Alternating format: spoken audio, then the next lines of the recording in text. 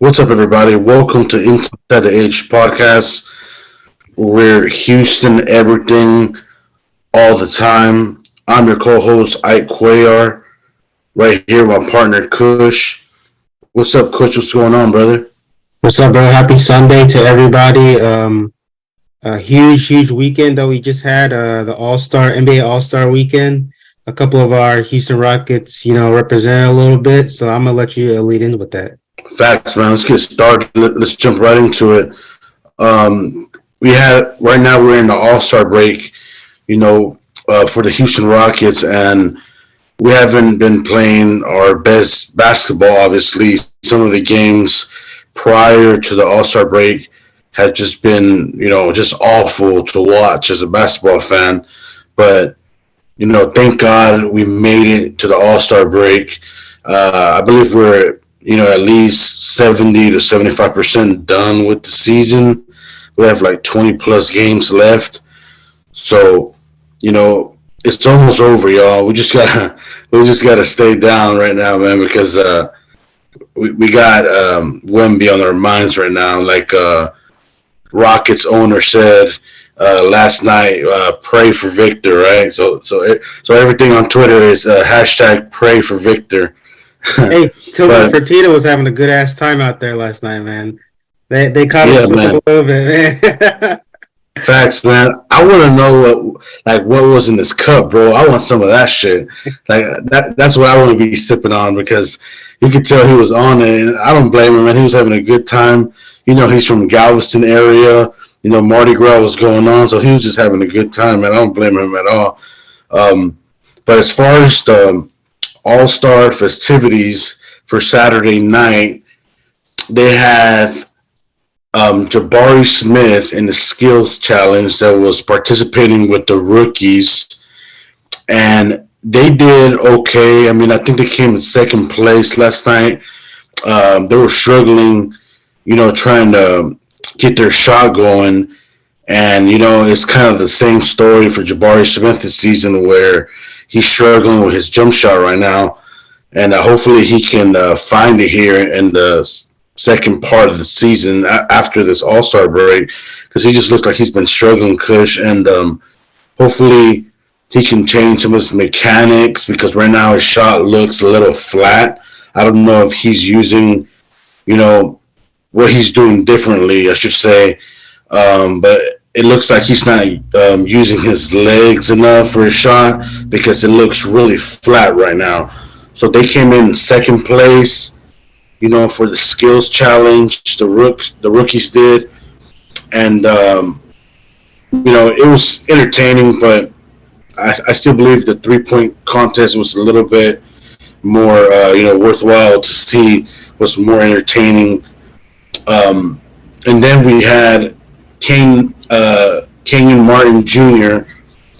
in the dunk contest, and I'm just going to be honest with you, Kush. This was one of the better dunk contests that I've seen, in a while now, because we saw some dunks that were just spectacular. And let me take my hat off to Mac McCullers, man. Like he really came out and he did his thing, and he was kind of the dark horse of this dunk contest. I want to get your thoughts on some of the dunks that you saw. What was your favorite dunk from last night, Coach, that you saw? My favorite dunk of the night was the one that clinched it for Mac McClung. The little spin he did with the windmill behind the back dunk. Man, I remember watching YouTube videos of this kid when he was in high school, and he was doing this stuff on the regular, like in actual games. So when I found out he was gonna be in a dunk contest, I was like, bro, he might win it because I actually remember watching him in high school, and then I believe he went to Georgetown, and his NBA career for him personally, obviously, is not going as planned for him. I think because I'm sure he expected to be like a better established player in the NBA, but to me, he showed he's one of the best dunkers in the league. He's flashy with his dunks. He's creative with his dunks. If there's any guy out of the four that I would give my props to and give respect to over KJ Martin, it'll be Mac McClung, man. I honestly really wanted to see KJ Martin win, and in my opinion, I thought the judges kind of fucked him a little bit, but props to Mac McClung. He did his thing out there last night. Yeah, man, I saw a lot of interesting, crazy dunks that I really like. There was a couple dunks that Trey Murphy did where he threw the alley to himself, which I thought was very impressive. That's like some NBA 2K shit. Like I don't care how tall he is, like that's very impressive. He threw it between his legs and then he caught it and did a windmill or some shit like that. That shit was nuts, man. Like he really put on the show. But I think what really helped Mac McClung was the fact that he executed his dunks on the first attempt, Kush. When you execute them to perfection and you get it right the first time, that's just bonus points for you, and you deserve to win the dunk contest because you don't have the crowd waiting, and you're not getting all these attempts, at these dunks that you're trying to that you're trying to execute on.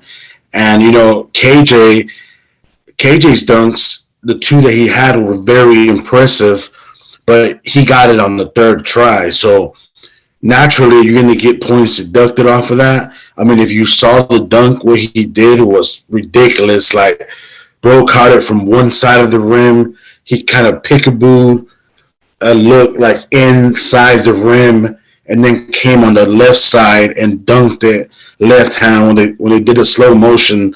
That shit was crazy. Props to KJ. He really went out there trying to put on a show for us because his attempts I felt like were, more riskier than the other dunks because people were throwing alleys to him. And when you have people throwing alleys to you, naturally, it's going to take more attempts to try to make that. So credit to him for going out there and trying that, man. There's a lot of players in this league that for whatever reason they don't want to participate in the dunk contest. I'm not going to say no names on here, but we all know who they are. They just refuse to participate for whatever reason. And when you go back and look at all the NBA players, some of the true GOATs that participated before.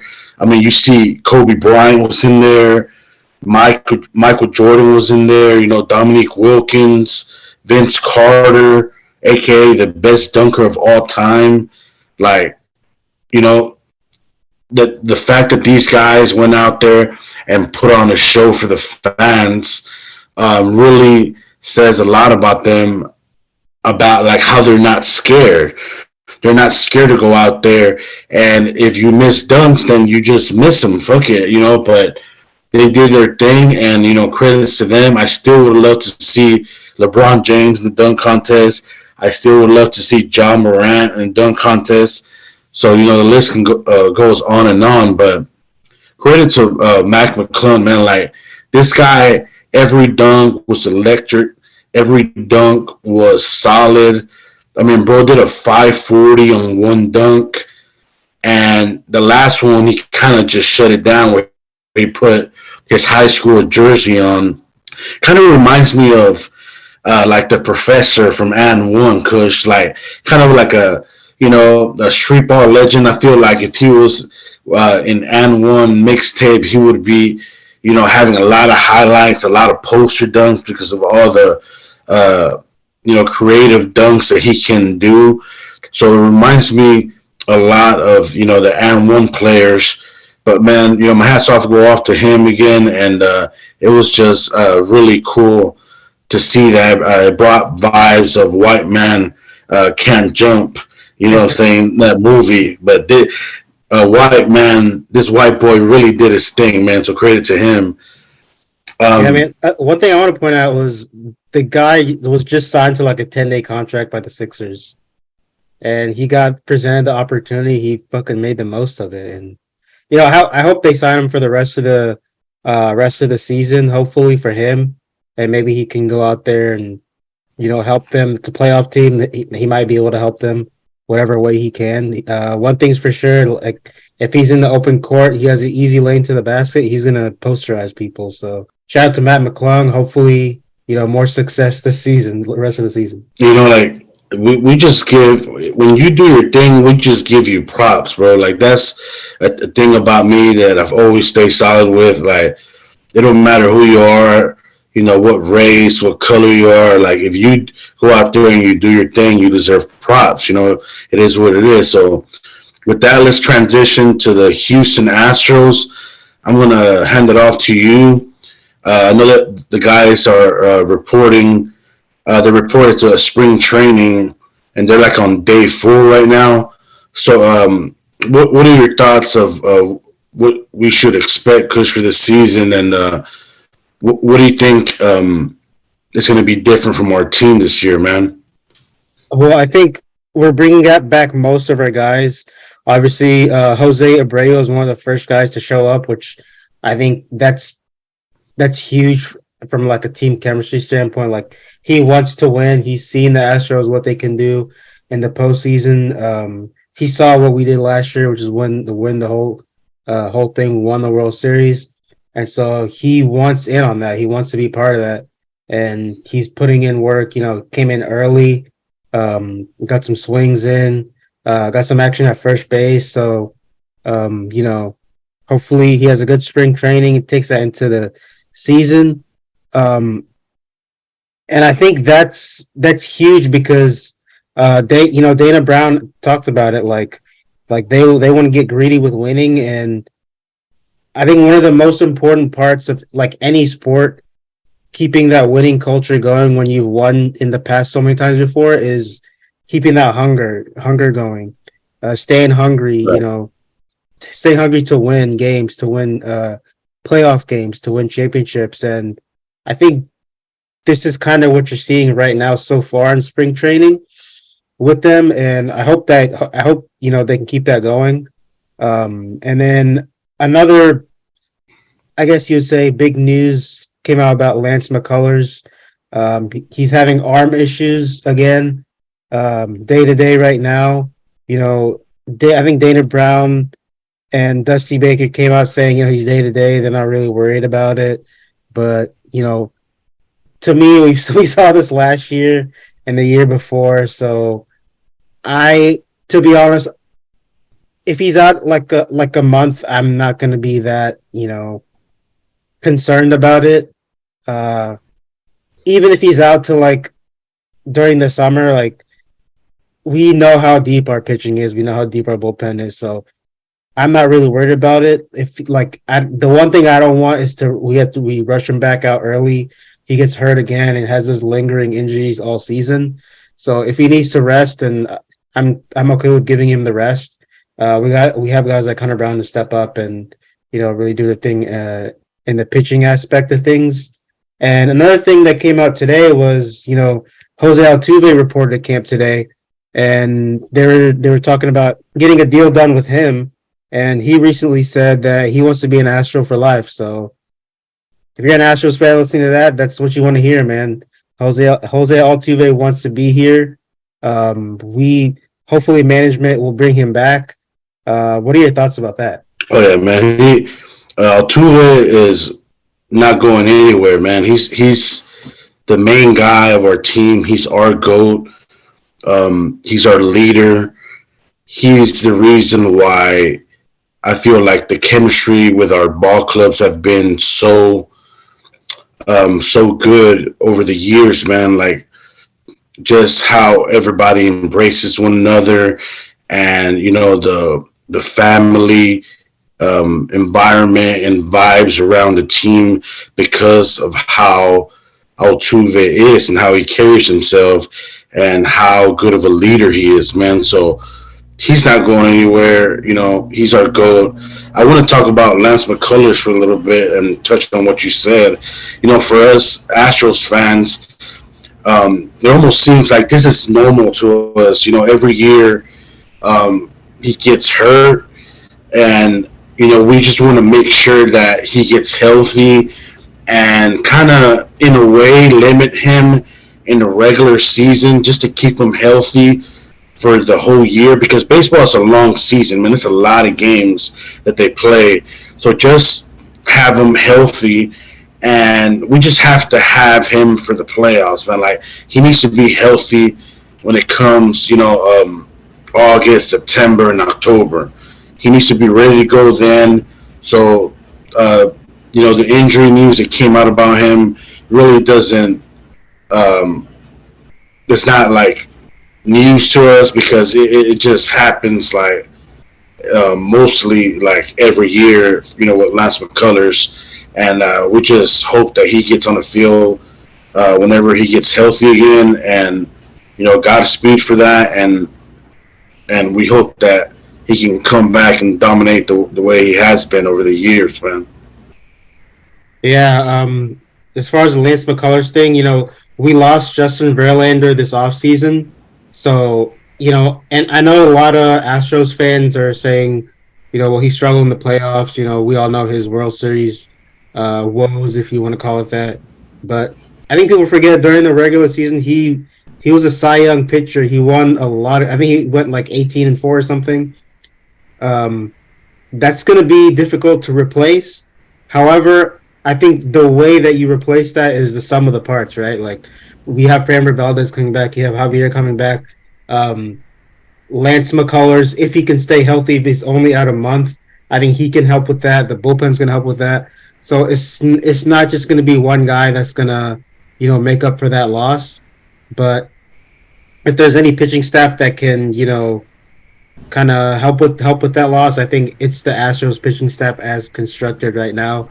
Um, we talked about Hunter Brown. He's hopefully he has a really good rookie season. I really believe in him.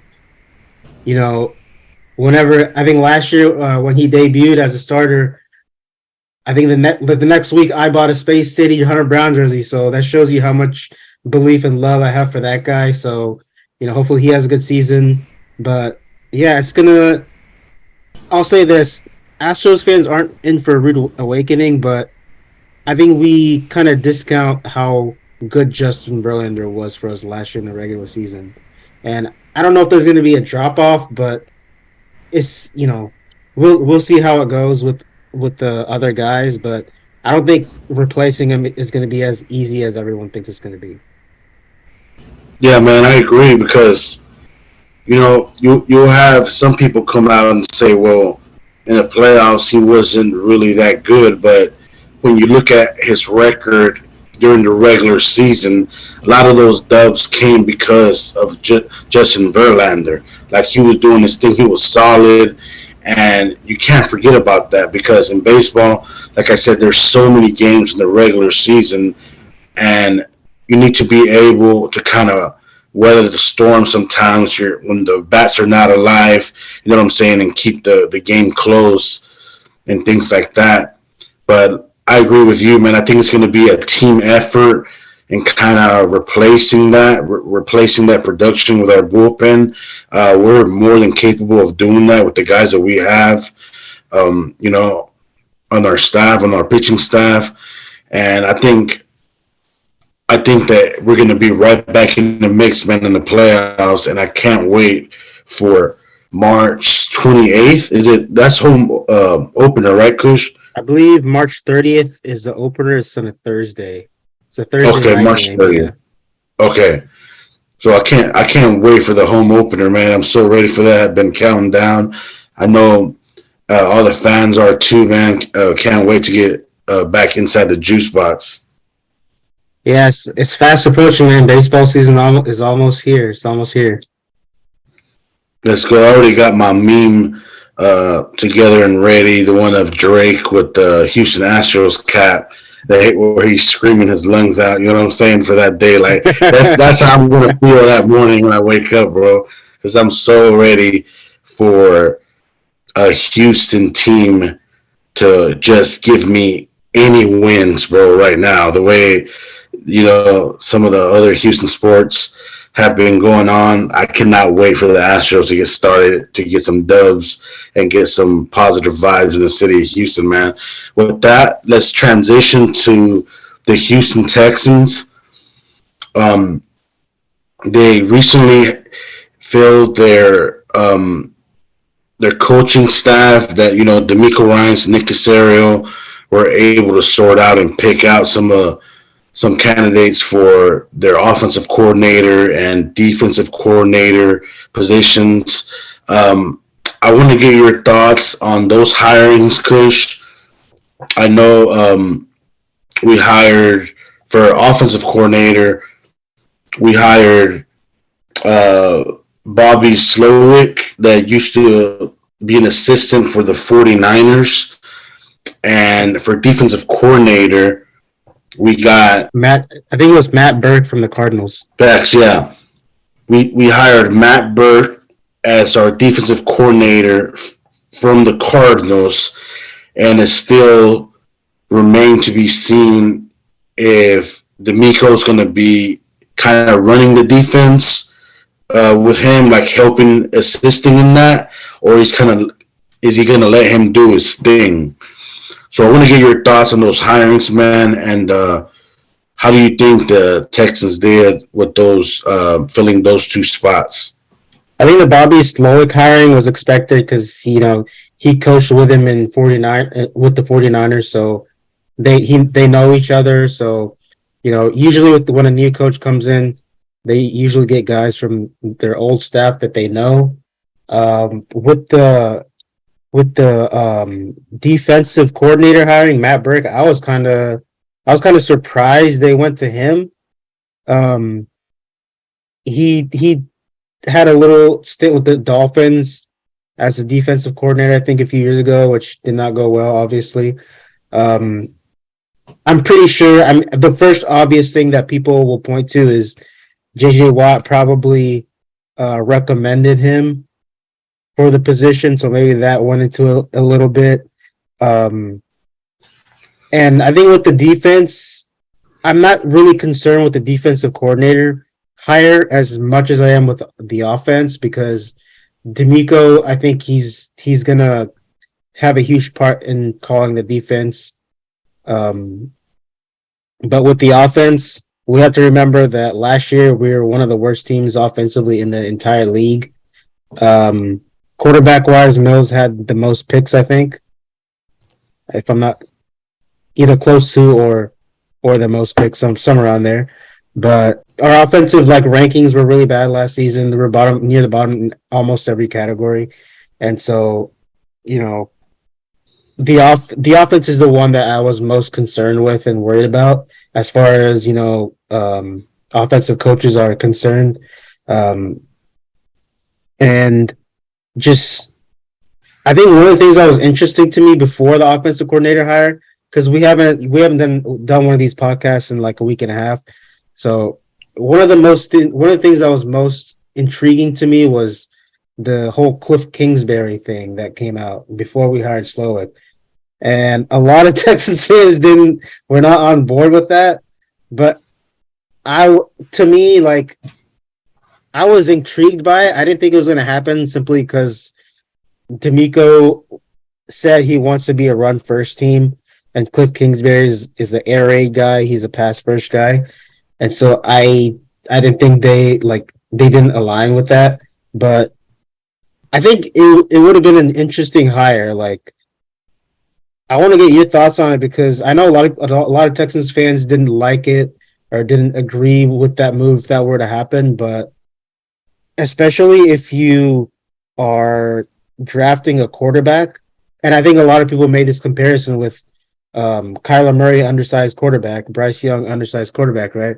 And so if they did choose to go that route, I guess it would make a little bit of sense. But what were your thoughts on the whole Cliff Kingsbury stuff that came out? Well, I thought that, if we hired him, everything was kind of looking up towards us drafting Bryce Young, with our pick, whether that's going to trading up and going up to the first pick, or just hoping that he fell to us at number 2 because he has worked with Murray and Murray has been successful. With him, he coached him for was it 3 years, 2 or 3 years, and he was doing his thing. But I kind of figured they weren't gonna hire him in because how everything happened in Arizona and the way he left. There was a lot of things going on where it was just like real shaky for him, man. Right now. So I just thought that. I mean, I had a thought that I didn't believe they were gonna hire him. But as far as like Bobby Slowick, man, like if you really look at the years that Debo Samuel, George Kittle, and Brandon Ayuk had in the 49ers, they all had career years. They had so many receptions. Kittle almost had 1,000 yards. Debo Samuel and Brandon Ayuk had career years. So this guy brings something to the table. He knows what he's doing. When Purdy was the quarterback, they were still eating, bro. So he wasn't even their second string quarterback. He was third string, and these guys were still getting fed. And with him being the passing game coordinator over there that he was, and for this to be going on, it shows that he had success. He has, experience. I believe it's like around 10 years of experience, in different roles. But when you have a year like that where your receivers are eating, even with a third string quarterback, it really shows that you know what you're doing because these guys went deep into the playoffs and really beat some really good teams along the way. Think about it, they beat the Cowboys, who had one of the best defenses in the NFL. You know what I'm saying? Um, they beat a lot of good teams along the way, and I know they had a great defense. Credit to D'Amico Ryans as a defensive coordinator up there, but the offense was still clicking. So I think it's a good hire for you know, our offensive coordinator position. I think he's going to be successful with either Bryce Young or CJ Stroud, as quarterback, and just work with those guys and just help them feel comfortable. Like take the pressure off of them early, where they're not put in position to create all these plays with their legs and get hurt right away. We don't want that. We want these guys to be smart and just stay in the pocket for the most part, unless you have to do your thing, and run. Use your legs to pick up the first down. But for our defense, man, I agree with you, Kush, when you said I really feel like D'Amico Ryans is gonna take over in those schemes and calls for the defensive side of the football. He's really good at it, as we've seen, really successful. I think depending on who we draft, and I know we need some rushers, some defensive ends to get after the quarterback to kind of help our secondary.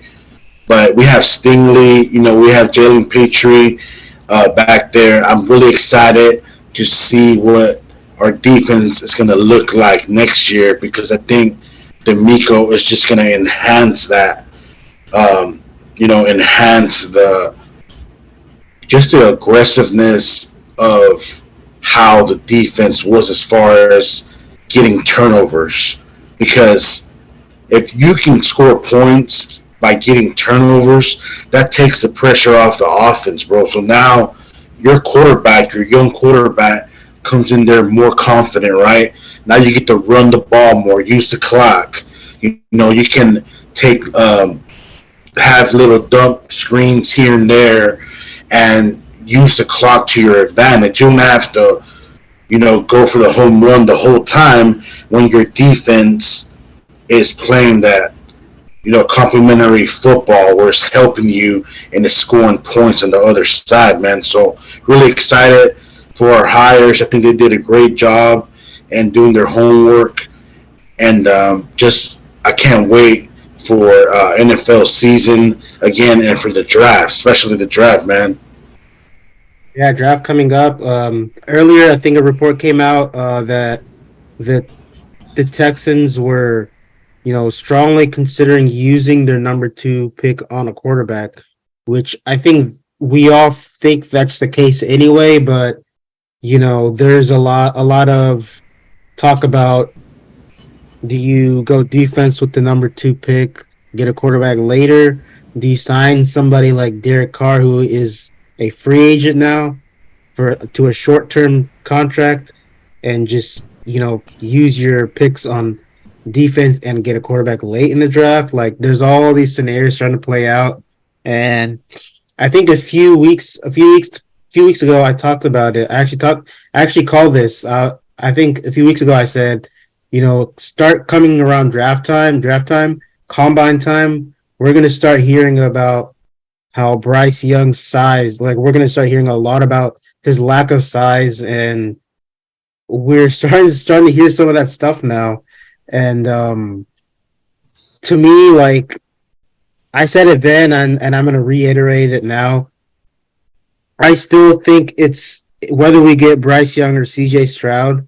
If they go quarterback number two, I'm cool with either one. I love both of them. I think Bryce Young's lack of size is quote unquote a little bit of a concern, but if you watch the film, the games he's played in at Alabama, dude, he's a baller. He can make the throws, um, and I want to get your take on like about Bryce Young's lack of size, like that all the concerns are coming up now with all the draft combine coming up and all that stuff. Do you buy into that, or do you still think he's going to be really good wherever he goes? Because to me, in my opinion, whether it's here or somewhere else, I think he's still going to be a really good quarterback.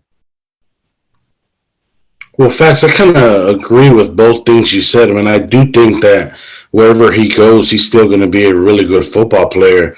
I mean, if you look at where he's coming from Alabama, the guy has really played in some really big games where there's been pressure, and he rose to that. He delivered under pressure, and you can't take that away from a player, man. When you have that clutch gene and you come through and you do your thing and you help your team win the game by making the right throws, the right reads, calling the right, audibles and plays like that, you can't take that away from a player. So I do feel like he's still going to be good wherever he goes. But to answer your question, I do buy into that. Like, I am afraid of his size because the NFL, man, it's a different animal, Kush. And like, whenever, like, running quarterbacks don't last in the NFL.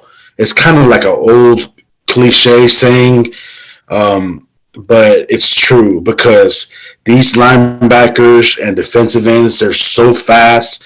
You think you're going to run it for a first down, and now you're getting your ass sacked.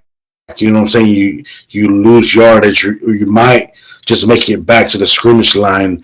So a running back always, a running quarterback always scares me, just for the fact that they can just hit you one time and you get an injury, you're out for the season. And he's little as well as far as his size that we're talking about. So that's even more of a concern. And I just feel like,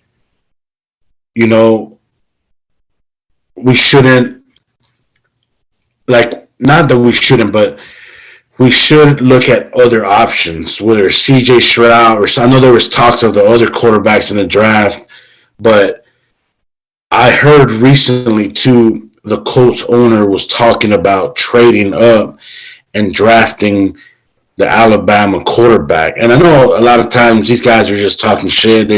They're trying to, like, scare teams to, like, kind of give assets when they're not supposed to, or like just to kind of hype up the situation and kind of try to get you, like, startled a little bit. But I don't give a fuck about what the Colts say or do or what they're going to try to do. If you want to trade to number one and get Bryce Young, then go ahead and do it, bro. Like, run that circus, because you're going to have to give up extra assets for that extra draft capital to get that quarterback, and we still going to end up with C.J. Stroud. So the Colts are probably the team that I hate the most, especially because they're in our division. And, when they had Peyton Manning all those years, they were always kicking our ass, like every single year, except when we had Arian Foster and we kept them on the sideline. But, um, yeah, man, I'm very concerned about his size. And I do understand the ties there, how we want players from the SEC, especially specifically from Alabama, because how high their football IQ is coming out of there, out of that program, and not to mention this guy because he really fucked up our franchise, but Bill O'Brien was the offensive coordinator over there, and he got to coach him for a year. And Nick Casario and Bill O'Brien have ties, and they speak to one another, and they're kind of looking for the same thing in players. And yeah, man, and really, I say all that to say this: a running quarterback scares the hell out of me, especially that small compared to the quarterbacks that are more durable and have a bigger frame in the NFL nowadays. So I do buy into that, Kush, because I'm just afraid that this guy gets one hit and it's done. And you can say that with any player, right?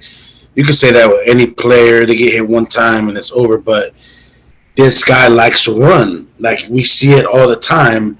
And all these big games when it was a third and long situation, the play broke down, and he picked up the first down with his legs.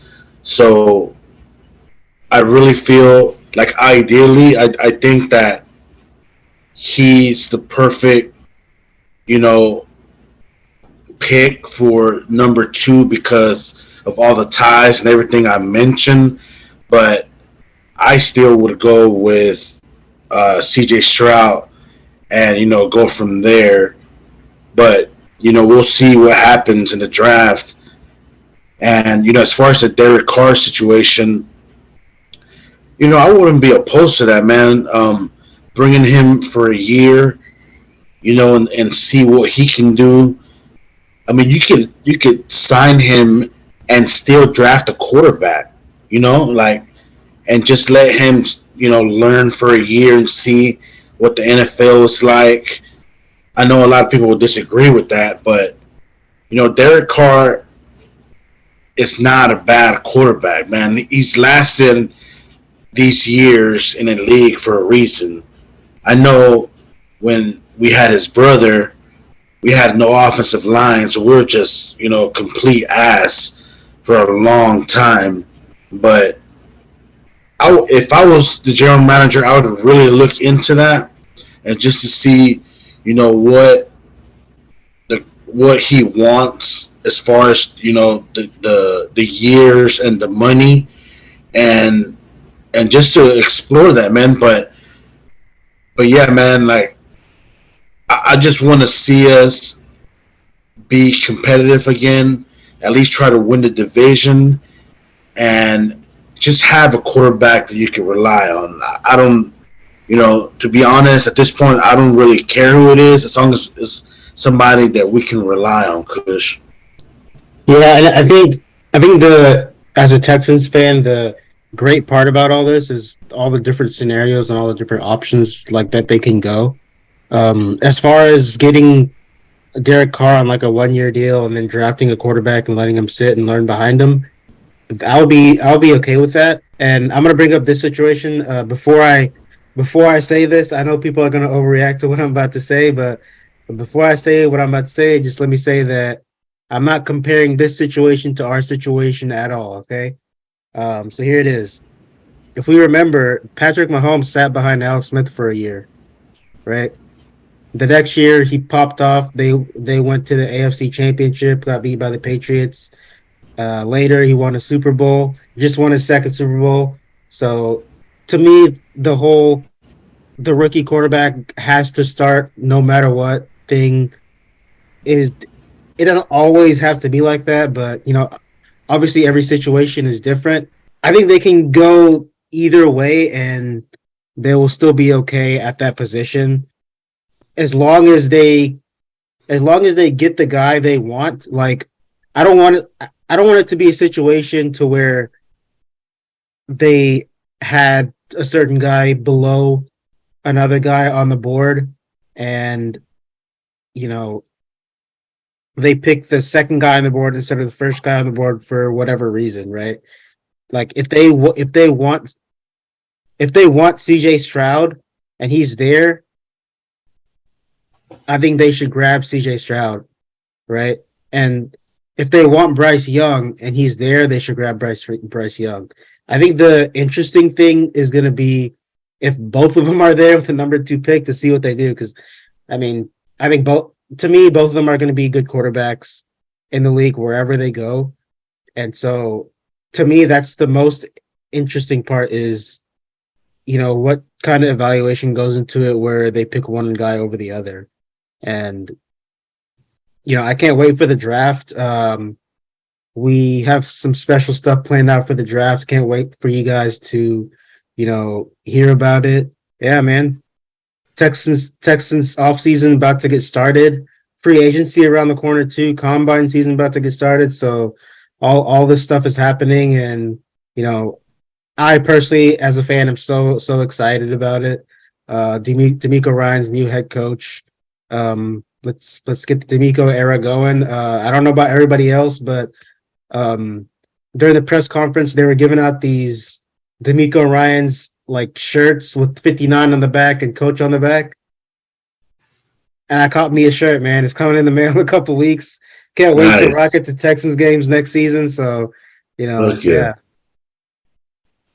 Yeah, I mean, I want to say something about CJ Stroud, because in my opinion, I would take him over Bryce Young, as I said before, but it's just not because he's bigger than Bryce Young.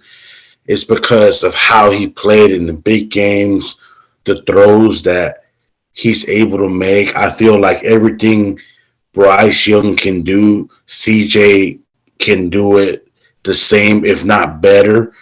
And you just want a guy that's proven, that's been in those pressure situations, big games, and has helped their team win ball games, man. So I think, when a combine starts, I think a lot goes into that as far as their mind frame, like where they are mentally, as a player, as a leader of a football team, because that's going to really separate who they want to pick, in my opinion, and how they want to approach the situation, man. Because what type of leader are you in the locker room, on the field? How can you get the best out of your guys, out of your receivers, running backs, of offensive line? How do you communicate with these guys? Everything, plays a big part in the type of, the decision that you make and the type of leader you want on your football team, man. So I'm really excited for that. I think the draft is like late April, if I'm not mistaken. So can't wait for that. And really just looking for the Houston Texans to come out with the new uniforms already too, man. Really excited about that. Hopefully they're like the Oiler colors. I'm copping at least 2, 3 jerseys. I don't know if you saw it recently, but I think it was like a couple of days ago. I tweeted, um, they have like a new, like a red jacket that says H Town on the Yeah, I back saw that that. I saw Andre that. That's Johnson was rocking that.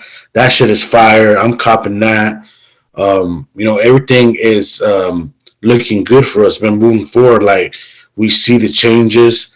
Now it just has to translate to the field, and hope that D'Amico Ryans lead us to the promised land, man. Yeah, and one thing I want to add about the draft, the number 2 pick with the whole quarterback thing is, fair or not, whichever, like if they do get a quarterback, whoever they pick, he's going to be attached to D'Amico Ryan's name for years as long as he's here. And so it's a really, really important decision for the Texans franchise because not only that is whoever we get is going to be the face of the franchise. So I think in their quarterback evaluation, leadership is going to be a huge, huge, huge point for them because this is a guy that's not only going to be your leader on the field, but he's going to be your leader off the field. He's going to be the face of your franchise, your franchise quarterback. So, and we've seen so many teams fuck it up before with the, naming whoever they name as their quarterback of the future / franchise quarterback. So we hope we're not one of those teams. We hope we get it right, and I think that's the most important thing. As fans, you can like guy one over the other. You can have your opinion on one guy over the other who you think is going to be better. Evaluating their limitations, their strengths, and all that. But to me, as long as we get the right guy and we win games, I think that's the most important thing. Yeah, man, facts. We need some playmakers on our offense too, bro. Some wide receivers that can put up some numbers, stretch the field.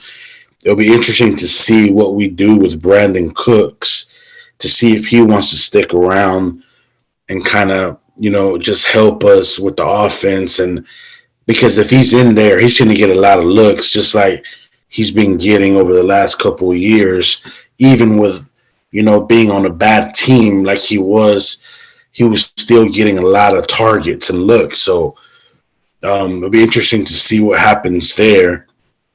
But yeah, man, that's pretty much all we have for the Texans.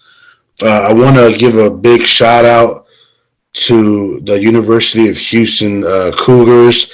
They won tonight, so they're staying on track, balling, and we can't wait for March Madness. Like this podcast is all Houston everything. So we're gonna show love, whenever Houston teams, get dubs and everything like that, man. What do you think about the Cougs and March Madness? Kush, are you excited for March Madness? Yeah, man. I think the Cougs have been good all year. The 25-2. I don't know if you watched the game today, but I watched the most of the second half of that game, and Memphis was kind of cutting it close, but the Cougars kind of shut the door at the end. They got the win. Um, they're probably going to be the number 1 seed in their region when it comes to the tournament, and so it's crazy because I think the Longhorns and Baylor are in the region too. So there might be a situation where we're watching, 2 Texas teams battle it out to get to the Final Four. So I'm excited. I was excited last year. Was kind of disappointed that they didn't make it to the Final Four last year, but I think this is the best U of H team I've seen in a while. So, and I think as far as the NBA discussions go, Jarris Walker, the forward for the Cougars, I think he's going to be a first-round pick too. So that's the guy to watch if you're interested in about the NBA draft. Yeah, man, I think they're going to be really good. I think they're going to make it to the Final Four this year. They're my pick to win the national championship. I'm going to say it right here on the podcast. U of H is going to win the national championship in men's basketball this year. Facts, bro. That's crazy because Final Four is here in Houston this year, so that's gonna be crazy. And big shout out to Kelvin Sampson, man. He's a hell of a coach. Has really had the Cougs in the discussion every single year. I mean, his resume speaks for itself. He's been an assistant before on NBA teams. The guy just knows what he's doing, and he really is disciplined and has this approach about the game where he holds a lot of these players accountable and just make sure he's always on their ass, making sure they're doing what they're supposed to be doing, man. So that's going to be exciting, when that comes to Houston. I plan on going to a couple of games, man. Hopefully you can join me, Kush, because that's going to be hell of a time here in Houston when the Final Four gets here. I also want to give a shout out to the Houston Roughnecks.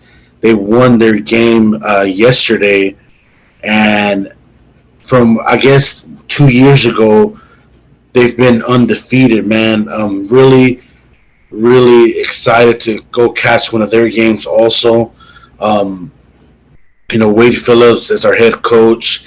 A lot of Houston ties there that he has. A lot of history with Houston before. Um, can't wait to go out there and tailgate with some of the guys, man, and catch one of their games.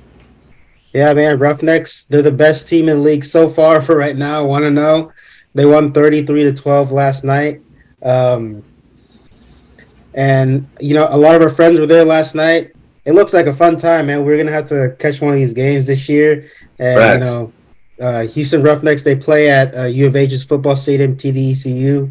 And man, that those games look fun. The Rock was there last night. He was throwing up the H, so it's all good vibes over there right now. Yeah, man. Looking forward to cop one of those jerseys too, man. Their jerseys really look dope. And like they really were champions the last time they played, bro, because they were undefeated. Nobody beat them when you think about it. So any football here in Houston, man, we're gonna any football wins here in Houston, we're gonna celebrate. So shout out to the Rednecks, man, and hopefully they keep winning, man. But that's gonna be it for us here on Inside the Age podcast. We want to thank everybody for tuning in. Make sure that you subscribe to our podcast everywhere you get your podcast from, and we're also on YouTube. Yeah, like Ike said, bro, where you can find us on YouTube. We're on Twitter. You can follow me or Ike on Twitter. If you go to our YouTube page or any of our videos, or either anywhere you go on Apple or Spotify, our Twitters will be in the link down below. Give us a follow, give us a shout out, give us a retweet. Um, we thank you guys so much for supporting us, and we'll see you guys in the next episode, man, next week.